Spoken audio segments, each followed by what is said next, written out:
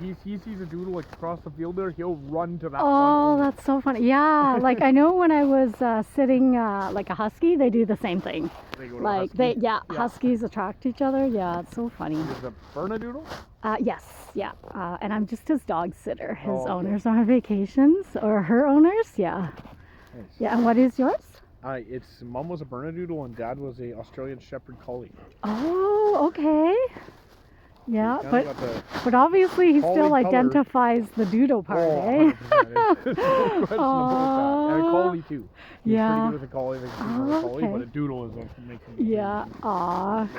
Around. Yeah.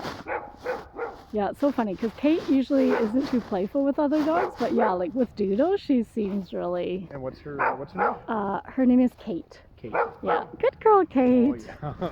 She's not very old either, eh? No, she's quite young. How old is she? I think she's between 2 and 3, I believe. Yeah, around 2 if I'm not mistaken. Yeah. Yep. Awesome. Good girl, Have a good day. Yeah, you too. Bye. Good girl, Kate. Okay, let's go on our walk, bud. Good job. Good boy, Jasper. Come on, Jesse. Good boy. Yeah, it's kind of funny. Like, dog breeds, like they are attracted to each other for the most part, as far as I know. Like Jasper is a Bichon Shih Tzu crossed with like a Lab or something, but he actually doesn't like the Lab part. He actually likes the Bichon Shih Tzu part, so he's totally attracted to Bichon Shih Tzus. Yeah, but Kate, like that's what I noticed. Like Kate'll kind of be rambunctious and playful around doodles. Hey, Kate, you are cool, girlfriend. Yeah, good girl.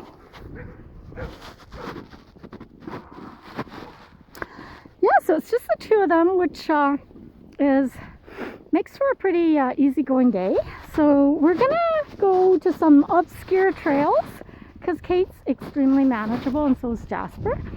Yeah, this is a trail that I like, and I can't take all dogs to it because it does kind of border, it borders a street if you kind of go up the ravine a bit. But yeah, so I kind of pick and choose my trails according to my pack.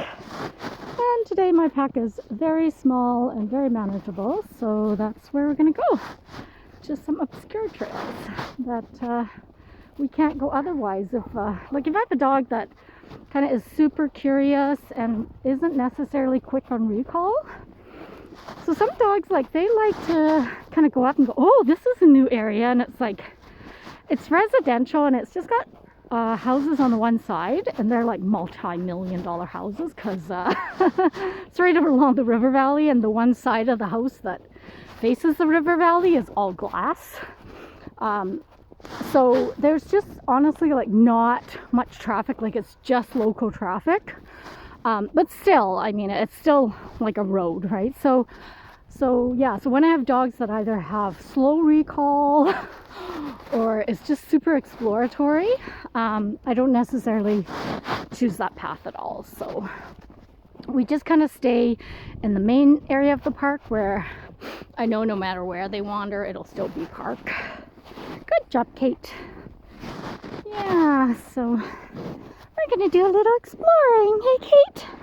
Yeah, it's kind of cool. Like some of these obscure trails, like if a person doesn't veer off the main trail too much, like you can be at this park and you can, you know, be here for years and like not come across these obscure trails. So it's kind of cool. And it's the same, honestly, with almost every park. Like every park has these obscure side trails that, like, if you don't know the park too well and you take it, you can get lost. And I mean, I have gotten lost, right? And the good thing about my job is I have the entire day to get lost. And, you know, I always kind of manage to find my way out. And because I'm here every day at the parks, I pretty much explore them. But over time, I do lose track, obviously. So, for example, I used to know not Buena Vista. I used to know Terwilliger Park really well because I used to go there a lot. But then recently, like ever since kind of like gas prices went crazy, I haven't been there as much because it takes probably twice the amount of gas. It takes like close to a quarter tank on my van, so that's kind of insane. And my van's like between 100 and 120 to fill up, depending on the price. So it's quite a bit. Anyways, same amount of travel time, but it's definitely less gas than Buena Vista, and that's why I kind of choose Buena Vista as the main large park. That's my go-to. It's got everything. But yeah, like Terwilliger has quite a few obscure trails as well, and I used to know it, and then like now I don't anymore.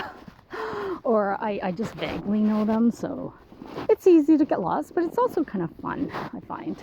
Like, getting lost on trails is fun if you have the time, and I mean the means to kind of get out of it. Like, I have pulled out my phone before and like used Google Maps to kind of veer my way back to the parking lot. So, yeah. So we're taking advantage, right, Kate? Yeah, of today's walk.